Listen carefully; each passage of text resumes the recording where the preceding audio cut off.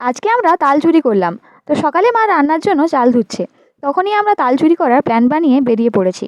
এখন আমরা যাচ্ছি তাল চুরি করতে। এই দেখো চলে এসেছি। বোন প্রথমে নামলো তাল কুড়োতে, স্লিপ করে পড়ে গেছে ও। তাই যেটা এখন ট্রেন্ডিং চলছে সেটাই বলছে, ক্যামেরা বন্ধ করো, मैं नाली में गिर गई, রেকর্ড हो गया क्या। বোন একটা তাল পেয়েছে, ভাই আবার অন্যদিকে একটা তাল দেখতে পেয়েছে, তাই ভাই আবার নামলো।